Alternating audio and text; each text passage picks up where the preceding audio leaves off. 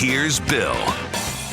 Hey, Houston, this is Bill King back with another edition of Common Sense Talk Radio. We're here on a rainy Saturday afternoon. We've got a hurricane out there, Vlad. We've got a pandemic going on. If we had famine and a fire, we'd have the four horsemen of the apocalypse on us, I tell you. But we're going to be talking about something a little more esoteric today. We're going to be talking about, but very important, and that's the Houston economy. What's going on in the economy of our region? We got three great guests today. First, we've got Patrick Jankowski. Patrick is the Senior Vice President and the Regional Economist at the Greater Houston Partnership. I've been following Patrick, I don't know, for 15, 20 years, I guess. He is one of the two or three go-to guys, in my opinion, to keep your finger on the pulse of what's going on in the Houston economy. And also in this first half hour, we'll be joined by Marshall Adkins. Marshall is a managing director for energy at the Houston office of Raymond James, and all the people that I know in the oil and gas business go to Marshall to find out what's in the cards for the future. In the second half hour, we're going to be joined by Professor John Diamond. He's the director of Center for Public Finance at the Baker Institute at Rice. We'll be talking about what can we do as far as public policy to affect the local economy. But let's start out. I want to welcome Patrick and Marshall. Welcome to Common Sense. Hey, Bill. Bill, thank you very much. Bill, thank you very much for having me on. You bet. Patrick, let's start with you. I know that for a long time you've been tracking some particular metrics that give us some idea of what's going on in the Houston economy.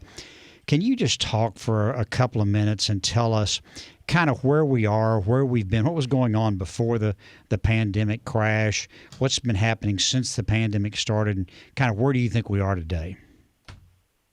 Okay, well, let me start with where we are today, and I can work backwards. During the pandemic, the worst part of the pandemic, in March and April, the Houston region actually lost 350,000 jobs. To put that in perspective, those of us like you and I have been around since the 80s and remembered it. In the 80s, we only lost 221,000 jobs. So this downturn was much worse on a job basis than the one that we had in the 80s. Since then, we have recouped about 133,000 of those jobs, but that still leaves us with 217,000 jobs short of where we were prior to the pandemic. One of my concerns is we continue to see initial claims for unemployment insurance ticking up.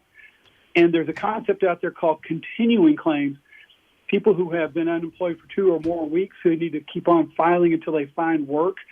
And right now we're at about 260,000 Houstonians filing continuing claims. In a more normal period, that should only be 26,000 Houstonians filing claims. Wow. Yeah. That said, we weren't doing real well prior to the downturn. Part of why we weren't doing well was because the oil and gas industry has been struggling off and on, going all the way back to December 2014. We were engaged in this trade war, and so much of our economy depends on trade. And population growth has somewhat slowed a little bit. So all those things, and I'll talk a little bit more about them later on, but we were doing okay, but we weren't doing great. And now we're doing just really, really poor. Patrick, I know you also track sales tax receipts and building permits. What are those looking like these days? If you look at sales tax receipts, one of the things we look at is we try to look at the largest cities in the region. There are actually over 100 cities in the region that collect a sales tax. If you look at sales tax collections in May for the 12 largest cities, on average, they're down about 8%. If you look at just the city of Houston, its sales tax collections are down about 10%. And so that's not just an indication of what's happening with city revenues. It's also an indication of just a slowing in economic activity. Most people think it's just the consumer that pays the sales tax, but businesses pay sales tax as well. So when you see the sales tax drop off to double digits, that's a sign that both business and consumers are pulling back. Patrick, how does that compare to the 2009 fall off in sales tax receipts? We weren't tracking it back then. This is only something we started tracking probably in the last 5 to 6 years, Bill. And what about building activity? Are you seeing a downturn in that as well? Yes, probably the best thing is look at the building activity on a regional basis, something we get from Dodge data. You guys may remember it used to be called McGraw-Hill data. And we should be doing about 10.9 year to date, and right now we're only doing about 9.4. So construction in the region is down about $1.5 billion from where it should be. We're also seeing some softening inside the city itself. Even if you look at construction jobs, during the downturn, those first 2 months, we lost close to 32,000 jobs. We've only recouped about 10,000 of those. And I don't expect we're going to be getting many of those jobs back because as the economy slows down, at least on the commercial side, you see less need to build. Single family is the only thing that seems to be holding up real well right now. Multifamily is building a lot, but as far as demand for multifamily, that is really struggling right now. I've said this 5 years ago. I'll say it again. We have way too many multifamily units in this region. Yeah. Give you some idea. In the last 18 months, we've added about 18,000 apartment units, and we've got another 22,000 being constructed right now. So over a period of 2 years in which we're going to be creating very few jobs, we're getting close to adding 40,000 apartment units to this market. And that'd be difficult to absorb even in a booming economy. Yeah. Let me get Marshall in here for just a second before we go to break. Marshall, we got about a minute and a half. You sent me some talking points about the oil industry, which were frankly a little more optimistic than I was expecting. Can you give me just a quick overview, and then we're going to take a break, and then I want to come back and talk in more detail on the other side of the break. Where do you think we're at right now? Well, you got to start with the damage that has been inflicted upon the industry, and clearly Houston economy is getting hit by a double dose. The overall economy is slowing, but energy is just absolutely hammered. And we're down about 80% in terms of oil field activity. And Houston is still the energy capital of the world. It drives a big part of our economy, and it's been really ugly. And opposite side. We're really the guys who go find the oil and gas, right? I mean, that's our fundamental industry. Absolutely, and we've allowed U.S. oil production to nearly triple over the last decade. It's been a phenomenal renaissance, but that's come to an end. And the damage being inflicted by COVID and lower oil prices right now is going to be a long-lasting deal that eventually leads to an undersupplied oil market, and that's why we're fairly optimistic over the next couple of years, because this damage will have long-term ramifications on supply, negative ramifications on supply, and it'll take a long time to overcome. But in the meantime, it's painful. Okay, let's take a quick break and for commercials, and we'll come back, Marshall, and pick up on that thought, and I'll let you tell us what you see over the next 2 or 3 year horizon. This is Bill King, Common Sense Talk Radio.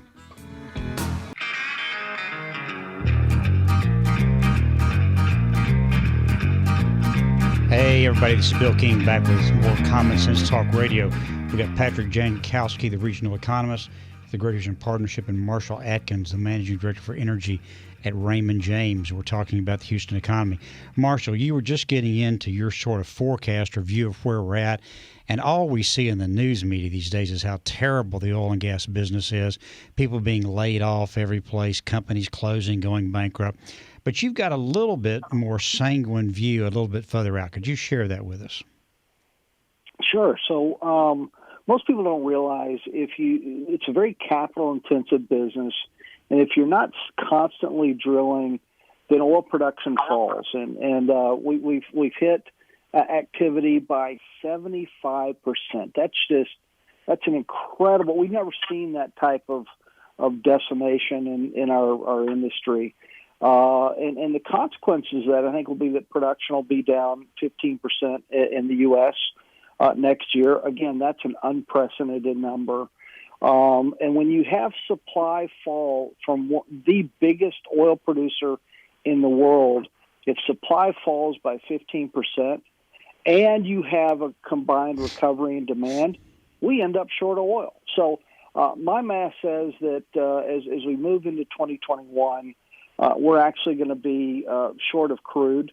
And the other thing, it takes a long time to turn the ship. Even if we start putting money in early 21, we're not going to see that oil till 22.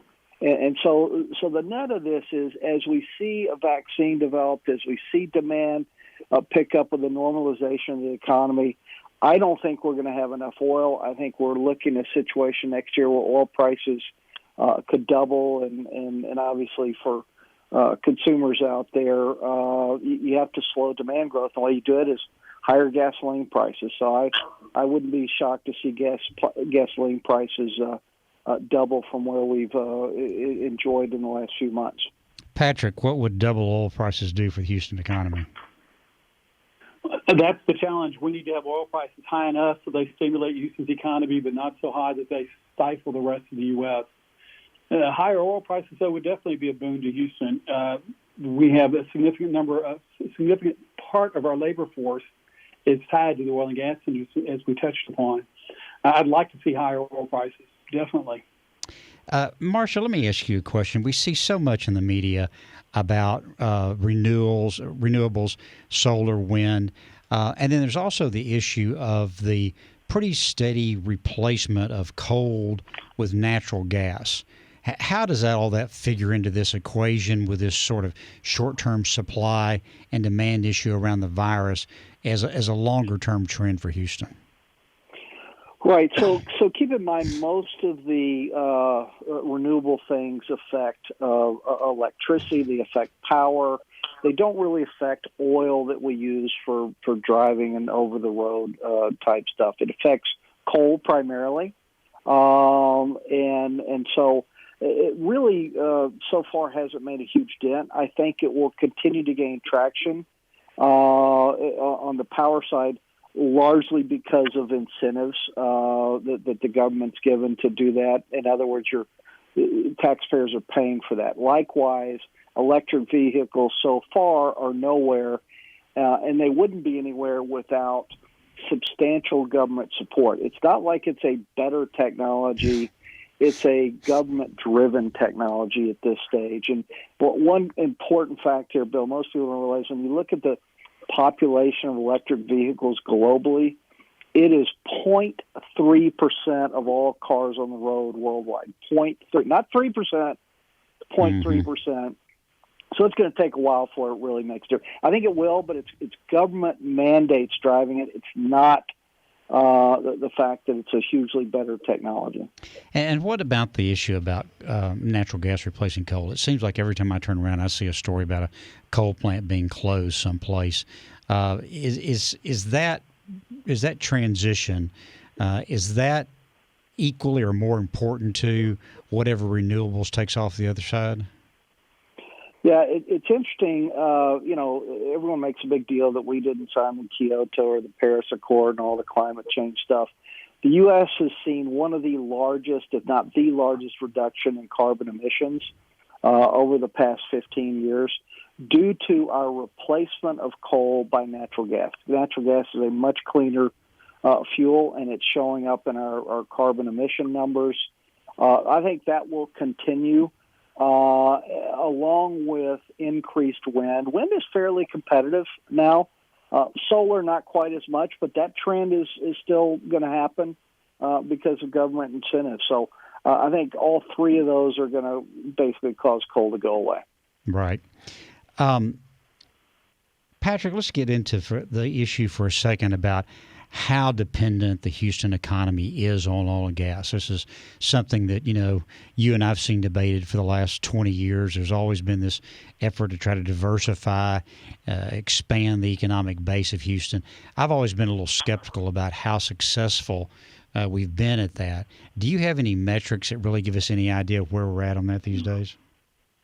Well, a couple of them. If you look at upstream, which is the exploration, the oil field services, back in 2015, that was almost 10% of our GDP, and that's according to the Bureau of Economic Analysis.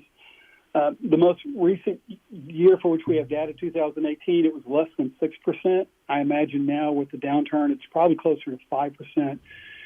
So on one hand, you can say it's half as important as it was 5 years ago, but it's still fairly important. One of the challenges is that the oil and gas industry pays so well in Houston. It is the best paying industry. It's not uncommon for someone who works in the oil and gas industry to make $150,000 a year, and that's 3 times the average pay for all the other industries. Yeah, so that money gets spent in the economy, which supports that activity elsewhere. So I'm sorry, go ahead. Yeah, well, I saw some of your work here. I guess it was a couple of years ago. You were talking about that exact thing, that even though the number of jobs hadn't gone down that much, high-paying jobs have been replaced with lower-paying service jobs.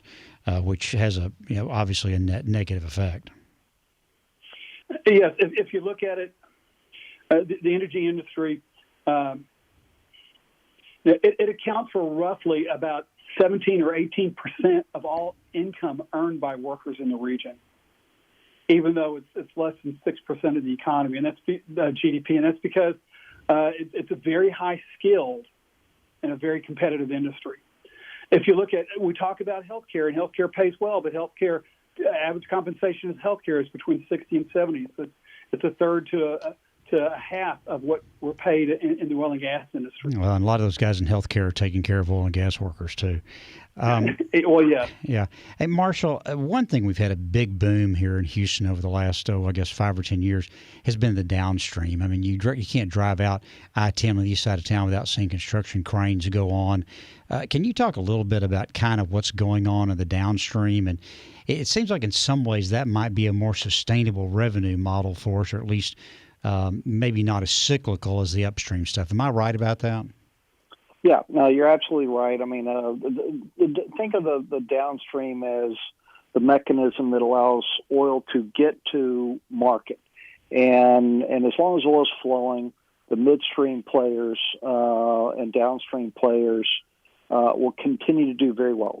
Very low cyclicality versus the upstream side where we just talked about E&P jobs. And that's, I think, the one thing people underestimate in terms of Houston is our exposure to all the other segments that the upstream of energy that the upstream drives. It's the pipelines, it's the refineries, it's the petrochem, it's steel. We use a ton of steel and diesel engines, and you go through everything. And I think the energy impact on the United States is underestimated because of the tertiary impacts that our oil and gas exploration and extraction drives. Yeah, I did some work on the hurricane evacuation, the Ike Dike issue, and some incredible number, like 40% of the jet fuel is refined on the Texas Gulf Coast, and what a tremendous national strategic importance this area is. We got to take another quick. I'm sorry, we got to take another quick break. Marshall, we're going to drop you off. We really appreciate you coming, and I'd love to get you back in the fall to talk about this again. We'll be right back with more Common Sense Talk Radio with Patrick Jankowski, and we're going to be joined by John Diamond, and we're going to talk about what are some things that we can do from a public policy perspective to try to improve the Houston economy. We'll be right back after this break.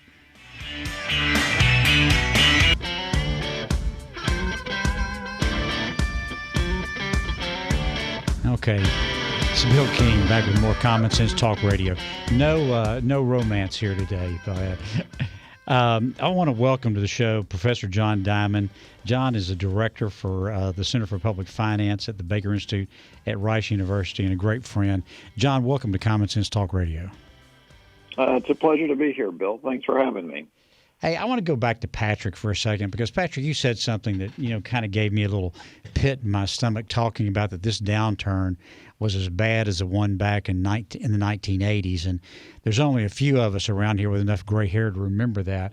But as I recall, I think we had 3 years in the mid to late 80s that Harris County actually lost population, which is just unthinkable in today's environment. But you really think this could be that bad? Would it be that long, do you think? It seems like Marshall's got a little more optimistic scenario on what we were facing with oil and gas back in that time period. Well, a couple things. For one thing, when you talk about losing population, we've had a challenge with population growth in the Houston region for the last few years, especially in Harris County. If it wasn't for what's called the natural rate of increase, more people being born than passing away, or it wasn't for international migration of all sorts, we would have been losing population. So we are similar to that situation there. The other question is, how long is it going to take to recover approximately 220,000 jobs? In a normal month, we might add 4,000 jobs, so you're looking at, 50 months? And in a really robust year, we might add 100,000 jobs, so you're looking at 2 years. The problem is this is not a typical recession. This is not brought on by a spike in oil prices, by a dot-com bust, by a financial bubble. This is something which was brought on by government mandate to shut the economy down. And it will only start to improve once those mandates are lifted or once we can start bringing the economy back up. And that all depends upon when the COVID virus is no longer a threat to public health and public safety. Yeah, we really are in sort of uncharted territory here. I want to hone in on something you said about the population growth, which you know is something I've been watching for a long time. And for the last several years, this the net domestic migration you're talking about, we've had more people leave the city of Houston in particular, but also in more recent years, more people leave Harris County, moving to other places in the United States than people in the United States moving into the region. And of course, that has something to do with the economy, but doesn't it also have something to do with just the perception of what kind of community this is to live in, the quality of life, and those kinds of issues? That's becoming more of an issue now, especially during the shutdown related to COVID-19. People are realizing they can live anywhere and work remotely. So it's going to be an even greater challenge for us now to be able to recruit people to Houston because they can live anywhere and work remotely now. You know, we've got some real challenges in Houston, and John, I know you followed a lot of these as well. We've got some local governments that have some challenging financial conditions. We've had a challenge with education in the public school system, especially HISD. You know, back a couple of years ago, in the middle of Harvey, we had, hundreds and hundreds of hours of national TV saying everything in Houston's flooded. I was out of town at the time, and everybody I was with thought everything in Houston was flooded. And I just wonder, John, how do we begin to put together public policies that address these issues that make this a more livable place? Yeah, that's a really difficult question to just solve the problem right here and now. I agree that the numbers are somewhat depressing when you look at the budget numbers moving forward, the decrease in revenues due to COVID, the difference between revenues and expenditures on the city budget, as well as the emergency revenues that are supposed to be set aside. I mean, all of those numbers are troubling. And then when you look at education, if you look at HISD's latest cohort from 2018, 79% of the ninth graders that entered high school in 2018 graduated high school. That number's just not high enough.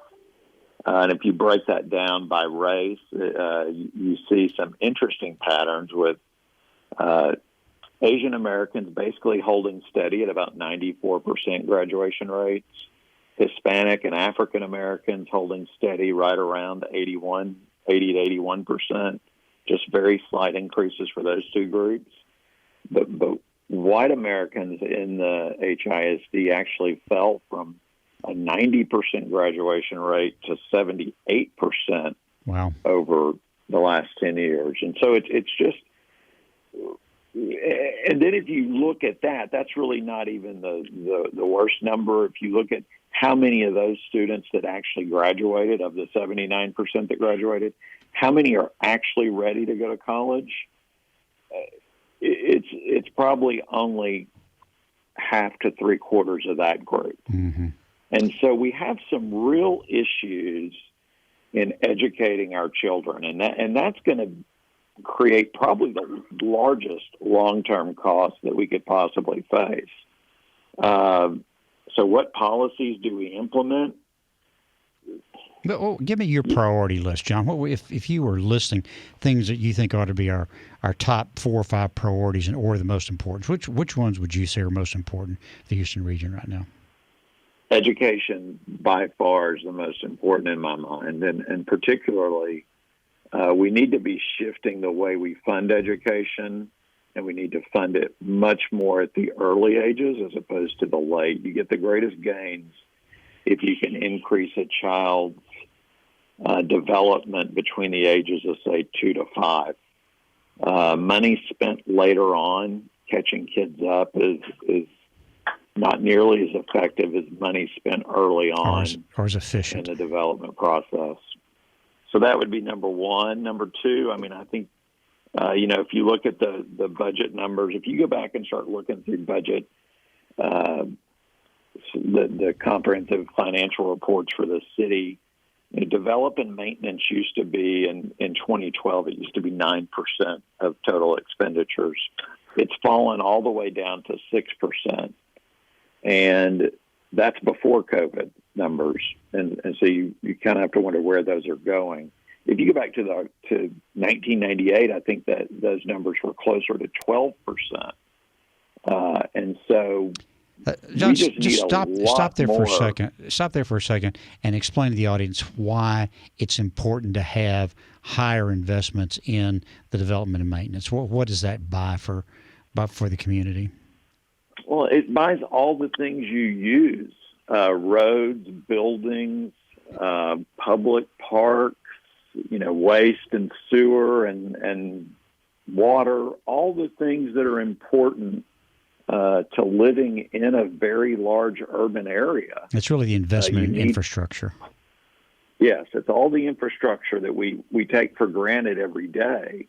And the problem, the biggest problem, and you've written about this a lot, is that it's really easy to forego maintenance expenditures because you don't see them immediately. They take a long time before you really have to pay that cost, since you're consuming your deferred maintenance over that period.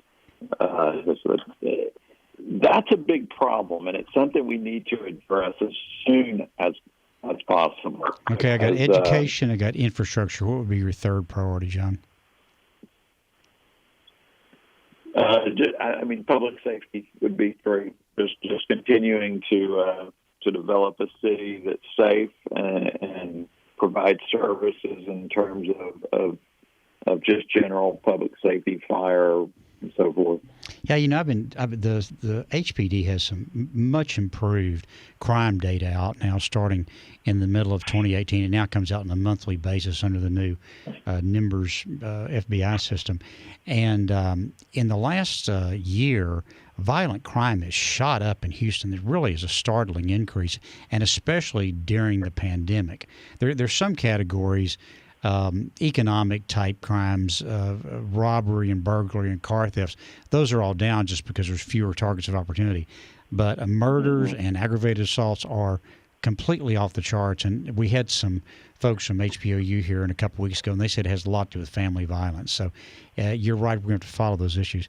Patrick, let me switch over to you for a second. You heard John's 3 priorities. I know the partnership spends a lot of time thinking about priorities for the region. Are his top 3 the same that you would have, or is there something else you add to it? No, pretty much. If you look at our legislative agenda, when we go back to Austin, we're always asking for increased funding for education. I definitely agree with John. He says 2 to 5. Early childhood is so important. If a child is not reading at grade level by the time they hit 3rd grade, then they are permanently behind.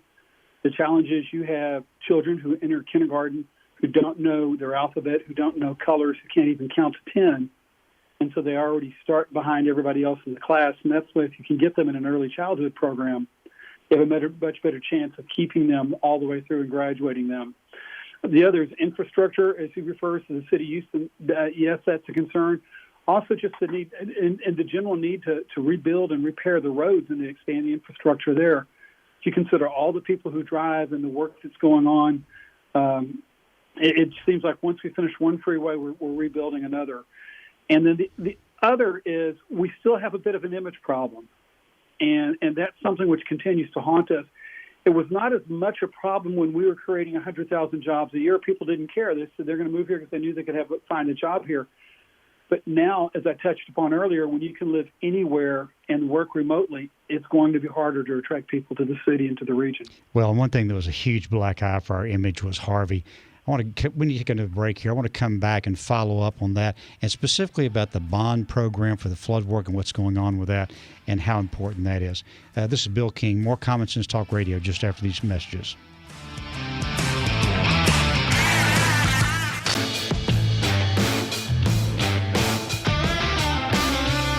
Hey, this is Bill King back with more Common Sense Talk Radio. We're here with Patrick Jankowski, economist with Great Houston Partnership, and John Diamond, professor of public finance at Rice University. And Patrick, right before the break, we were talking about Houston image problems, and And I'd mentioned earlier that I was out of town for Harvey, and I sat there day after day after day watching, millions and millions of dollars of paid media talking about what a terrible place Houston was to live from a flooding standpoint. We passed the big bond issue, and we've had some work get started, but I can't tell that there's any progress on the Ike Dike. And here we are with a small hurricane going into the South Texas coast. Could have just as easily been here. There's another one tracking out in the Caribbean, and then one even further out off the coast of Africa. It just seems like we're playing Russian roulette. Sooner or later, we're going to get one of those. And if we have another Harvey-type public relations disaster, I just wonder if the city will ever recover from it. That is a valid concern. The problem is we waited too long to do anything, and now we're trying to play catch-up, like you said. It was great that Harris County voters approved the $2 billion in bonds, which allowed us to get another $2 billion from the state, which will allow us to draw against $5 billion in federal funding. But the partnership did a study immediately after Harvey, looking at all the needs, and this includes Ike, the Ike Dike, which was a $20 billion project, and we really need to spend close to $50 billion on flooding in the region, flood control and mitigation. Obviously, projects we need to prioritize, but I deal with a lot of economists all across the country. I'm still getting questions. Has Houston recovered from Hurricane Harvey? What have you done to prevent it from happening again? Yeah, I tell you, back during the campaign when I was traveling around the city, I was amazed how many people are still out of their houses even today. John, let me bring you in for a second. We got a national election coming up, and a lot of discussion about public policy at the national level and how that might affect our region. If you had a wish list for either the existing administration, if they get reelected, or a new administration coming in, what would be your sort of wish list for things that you think would really help the Houston economy?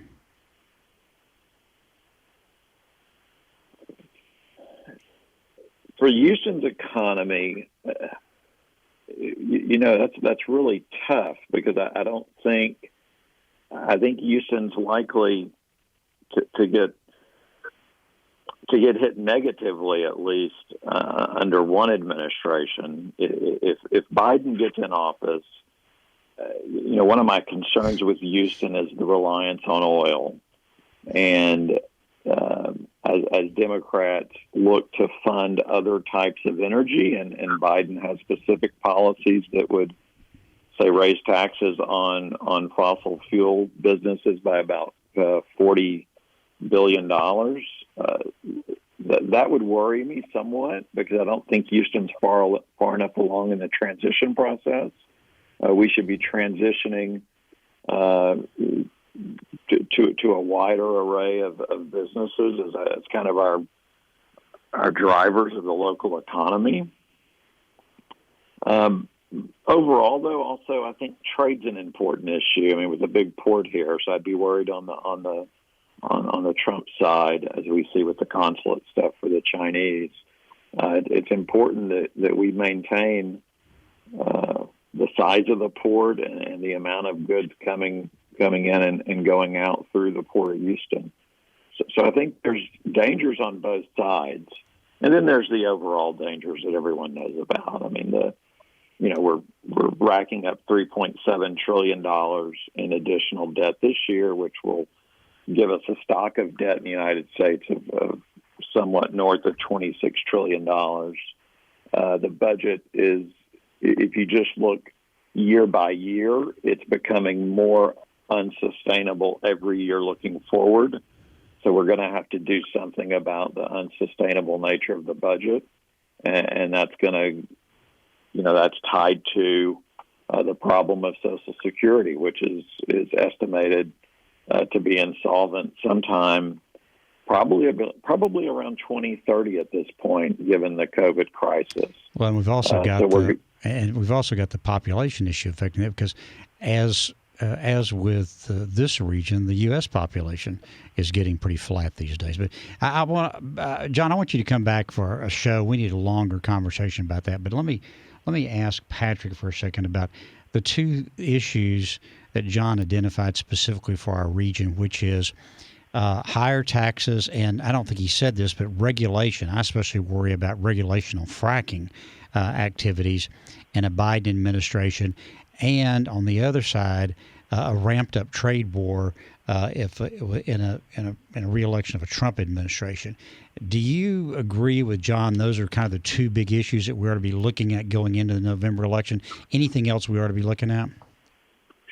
Let me phrase it just a little bit differently. The three things which are most important to Houston's economic growth is our ability to be able to export our goods and services overseas, a strong U.S. economy, because as Houston diversifies away from energy, we will become more dependent on general economic growth, and still the energy industry. And so you need to look at the candidates and you need to look at the issues and find out which one will be most supportive of allowing Houston to continue to export, facilitating U.S. growth, because Houston is part of the U.S., and the ability for the energy industry to continue to thrive. You know, I was watching a presentation here, John, it was actually one of your colleagues, and he was discussing the issue that, that the expertise for fracking really resides in Houston, and that there's frackable fields all over the world. And he was saying that what he thinks we might see in the future is basically Houston becoming the exporter of that technology to other countries. Does that make sense to you, either one of you?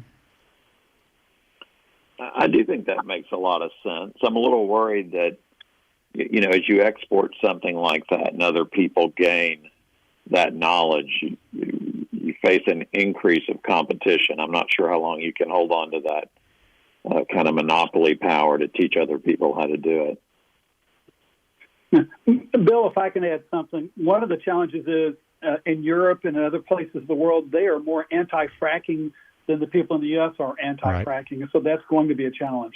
Well, in a lot of places in the third world especially, they don't have the right property ownership structure to give anybody the incentive to go spend the capital to do the fracking, which has been a tremendous advantage for us here in the United States and Texas particularly, because we sort of figured all that out. I agree. Exactly. John, let me ask you: is there any other specific tax policy issues that's on your radar screen for this next year? What do you what specific? Let me ask you this: what do you think about the payroll tax cut that's been proposed, and I guess is not going to happen now? But would be giving some relief on the payroll tax a good idea or not? I mean, obviously it exacerbates the Social Security Medicare problem, but would it be better to give some relief down in that lower bracket? I don't think I wrote an op-ed on this. I don't believe the payroll tax is really the right tool. It's not targeted well enough. I really think the unemployment, the direct extended and increased unemployment benefits are the best method. I don't think I think the $600 per week initially worked out okay because it didn't keep that many. I mean, it was a little problematic, and we did have people that didn't want to return to work.